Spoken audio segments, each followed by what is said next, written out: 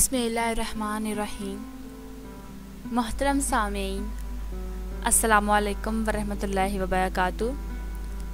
میں امید کرتی ہوں کہ آپ سب خیریت سے ہوں گے، خوشحال ہوں گے۔ اللہ تعالیٰ آپ کو ہمیشہ خوش اور آباد رکھے۔ تو آج کی جو میری اس ویڈیو کا موضوع ہے وہ ہے کہ عادتیں نسلوں کا پتہ دیتی ہیں، اور یہ بات 100% سچ بھی ہے۔ یہ بڑے بزرگوں کی کہاوت ہے، لیکن اس میں سچائی 100% ہے۔ آپ کا اخلاق اور آپ کی عادات یہ بات واضح کر دیتی ہیں کہ آپ کا کس نسل سے تعلق ہے۔ اور اس کی کہاوت کی وضاحت کرنے کے لیے میں آپ کو ایک مختصر سی کہانی سنانا چاہوں گی۔ اور اس سے پہلے کہ میں اپنی ویڈیو کے اس موضوع کی جانب بڑھوں، وہ ناظرین جو میرے اس چینل پر نئے ہیں ان سے ریکویسٹ ہے کہ چینل کو سبسکرائب کر دیں تاکہ آپ کو ویڈیوز کا نوٹیفیکیشن ملتا رہے۔ تو ویڈیو کا موضوع ہے کہ عادتیں نسلوں کا پتہ دیتی ہیں۔ ایک بادشاہ کے دربار میں ایک اجنبی نوکری کی طلب کے لیے حاضر ہوا۔ قابلیت پوچھی گئی، کہا سیاسی ہوں۔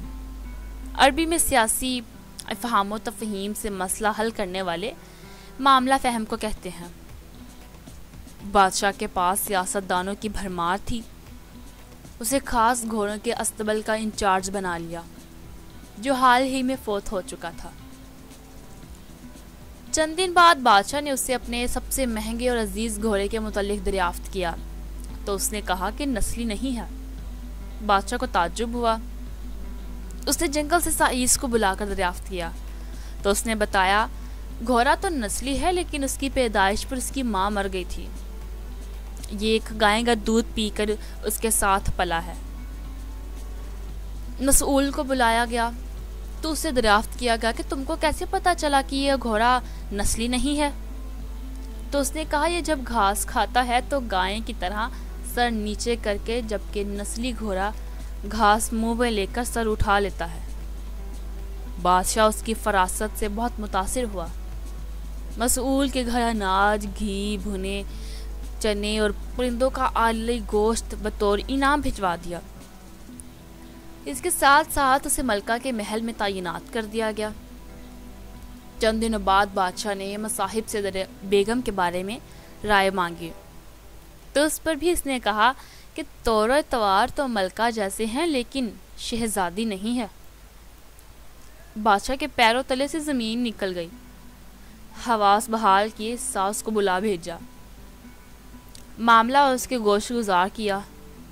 اس نے کہا حقیقت یہ ہے کہ تمہارے باپ نے میرے خاوند سے ہماری بیٹی کی پیدائش پر ہی رشتہ مانگ لیا تھا، لیکن ہماری بیٹی 6 ماہ ہی میں فوت ہو گئی تھی۔ چنانچہ ہم نے تمہاری بادشاہت سے قریبی تعلقات قائم کرنے کے لیے کسی کی بیٹی کو اپنی بیٹی بنا لیا۔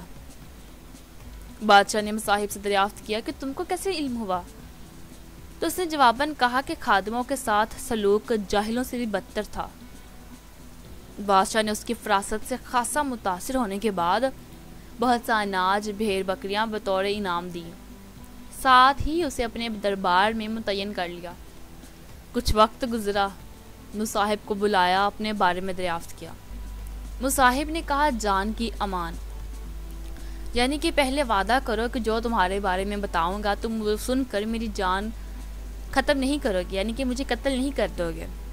بادشاہ نے وعدہ کیا۔ اس نے کہا یہ تو تم بادشاہ زادے ہو نا، تمہارے چلن بادشاہوں والا ہے۔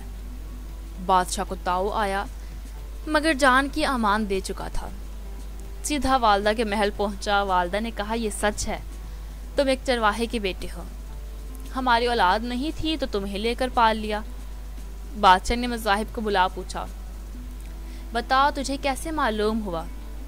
تو اس نے کہا بادشاہ جب کسی کو انعام و اکرام دیا کرتے ہیں تو ہیرے موتی جواہرات کی شکل میں دیتے ہیں، لیکن آپ بھیڑ بکریاں، کھانے پینے کی چیزیں عنایت کرتے ہیں۔ یہ اسلوب بادشاہ زادے کا نہیں ہے، کسی چرواہے کے بیٹے کا ہی ہو سکتا ہے۔ اب تو یقیناً یہ کہانی سن کر آپ پر واضح ہو گیا ہوگا کہ عادتیں نسلوں کا پتہ دیتی ہیں۔ عادات، اخلاق اور طرز عمل خون اور نسل دونوں کی پہچان کرا دیتے ہیں۔ اور میں امید کروں گی کہ آج کی یہ ویڈیو آپ کو پسند آئی ہوگی۔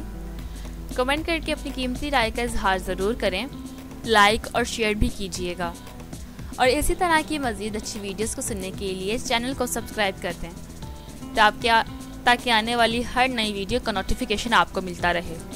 اپنی دعاؤں میں یاد رکھیں۔ اللہ حافظ۔